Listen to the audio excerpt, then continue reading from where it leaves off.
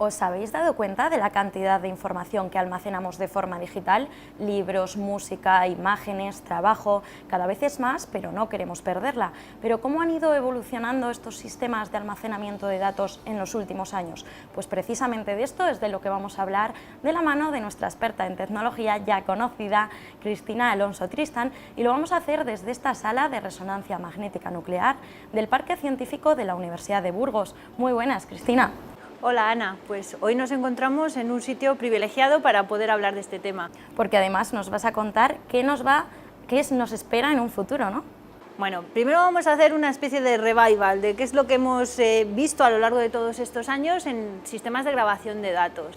Entonces, empezamos por el principio. ¿Qué tecnologías nos permiten almacenar de forma digital? Bueno, pues para almacenar datos de forma digital teníamos dos tecnologías fundamentales, que eran las tecnologías magnéticas y las tecnologías ópticas. La primera, más antigua, es la tecnología magnética, que data pues de primeros del siglo XX, y lo que se trata es de una película de un material plástico sobre la cual disponemos un material que es fácilmente magnetizable, como un óxido de hierro o de cromo. Mediante un cabezal nosotros vamos leyendo la información que aparece grabada gracias a ese campo magnético sobre la cinta plástica, y de esa manera vamos a poder reproducir todas las veces que queramos los datos o la música que nosotros tengamos ahí almacenado. La ventaja de estos sistemas es que son muy robustos, es muy difícil que estos se estropeen a lo largo del tiempo, y entonces, aunque ahora ya han caído ciertamente en desuso, sí que se siguen utilizando cintas magnéticas para hacer los backup de los datos de las empresas, o por ejemplo en un sitio puntero como puede ser el acelerador de partículas del CERN en Suiza, la gran cantidad de información que se almacena en cada uno de los experimentos o que se genera en cada uno de los experimentos se almacena todavía en cintas magnéticas. ¿Y cuánta capacidad tenían estas cintas? Bueno, pues hay un poquito de todo. Los primeros ordenadores que trabajaban con cintas, como las de los cassettes de música que utilizábamos en el coche, pues tenían una capacidad ciertamente reducida, pues como mucho de una hora de duración. Después aparecieron los floppies, los discos de 5 y 5 y cuarto, y después ya fuimos pasando a los típicos disquetes de 1,44 megas que nosotros utilizábamos para nuestro ordenador, que hace ya un montón de años que hemos desechado. Y luego teníamos pues algunos, los primeros ordenadores, pues por ejemplo usaban cartuchos, como por ejemplo el antiguo Commodore. Entonces hay un montón de dispositivos y cada vez intentaban aumentar la capacidad de almacenamiento. Claro, y imagino que fue ahí cuando necesitábamos más espacio cuando aparecieron los CDs.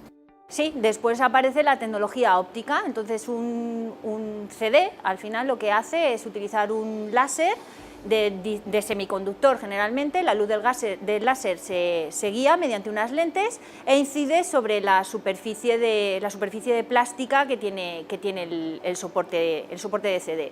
Dependiendo de cuál sea la longitud de onda del láser que nosotros utilizamos, pues la capacidad de grabación de datos sobre el mismo soporte pues va a ser una o va a ser otra. Los CDs utilizaban láser de infrarrojo, que está en torno a los 780 nanómetros, y nos permitía grabar pues una capacidad en torno a los 700 megas. Después aparecen los DVDs, que trabajan con 650 nanómetros, y lo último han sido los láseres de color azul que son los Blu-ray, y que trabajan con luz de 400 nanómetros, y ya pueden llegar hasta los 100 gigas de capacidad. Y supongo que en todos estos inventos, creaciones, habría formatos que no triunfarían, ¿no? Que se quedarían en el camino. Ha habido en el medio unos cuantos formatos pues, que se han quedado obsoletos con relativamente muy poco tiempo de vida. Pues uno de los más famosos fue el minidisc de Sony, los discos magneto-ópticos, que lo que hacían era combinar las dos tecnologías. Mediante un láser se calentaba la superficie de discos tipo CDs, pero más pequeños, y tenían un material sobre su superficie que cambiaba su estado de cristalización en función de la temperatura. Cuando se grababa se ponían en disposición o se ponía un campo magnético que era el que realizaba la grabación, y si la temperatura era la adecuada los datos quedaban grabados. Una vez que se eliminaba el campo magnético quedaba el láser exactamente igual que un CD y se leía mediante medios ópticos.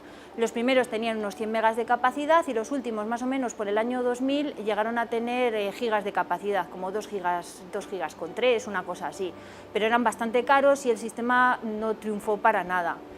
Y luego otro sistema que también ha sido como muy famoso, que fue el primero que nos permitió hacer backup de los ordenadores con un precio relativamente asequible, eran las unidades ZIP Omega, que tenían hasta 100 megas de capacidad. Y eso sí que supuso una revolución. Has hablado antes del año 2000, imagino que ya después nos han venido los pendrive, ¿no? Porque ya llevamos utilizándoles una temporada tiempo. larga. Bueno, pues los pendrives surgen a partir más o menos del año 2000 y la característica fundamental que tienen las memorias los pendrive que se comunican a través del USB con el ordenador es que son memorias activas. Entonces están formadas por circuitos lógicos de transistores, entonces funcionan igual que la memoria RAM del ordenador. Lo que pasa es que una vez que lo apagamos, que lo desenchufamos del ordenador o de nuestro USB, no borran la información, la siguen manteniendo. Entonces, semejante a los USBs, a las memorias USB, pues ya hemos ido desarrollando pues, discos duros de gran capacidad con el mismo formato que pudiera ser una cassette con una carcasa de plástico externa y que ahora mismo ya se encuentran relativamente baratos y de muchísima capacidad. ¿Y qué nos espera para el futuro? Porque ya nos has dicho en memorias externas. Bueno, en memorias internas ahora lo que se está imponiendo son los discos duros de estado sólido, que son iguales que las memorias flash, también están como los pendrive, lo que pasa que son internos al ordenador, entonces no dependen de la velocidad de transmisión del puerto USB, pero tienen como ventaja adicional que son muy rápidos y muy estables. Su tecnología es exactamente la misma que la de un pendrive. Y para el futuro, ¿qué nos podemos encontrar? Pues lo que he encontrado que me ha llamado muchísimo la atención ha sido el almacenamiento a escala atómica. Sí, bueno, cuanto más pequeño sea el espacio, donde nosotros podamos meter más cantidad de información, pues más barato resultará el almacenamiento de los datos. Entonces hay una universidad europea que lo que ha hecho ha sido aprovechar las características de los átomos de cloro dispuestos sobre una película de cobre. Pues resulta que esos átomos de cloro en la película de cobre forman una cuadrícula perfecta. Si nosotros quitamos un átomo de cobre, queda un agujerito y nosotros podemos mover el resto de los átomos de cloro como los puzzles. Entonces, sí, como un puzzle. Exactamente igual que un puzzle. Entonces vamos a poder generar agrupaciones de huecos y de rejillas cubiertas para almacenar información. Lo curioso es que se ha conseguido una memoria de 1K en un espacio 500 veces menor de lo que se había conseguido hasta ahora, lo que supone una revolución importante. Un gran avance.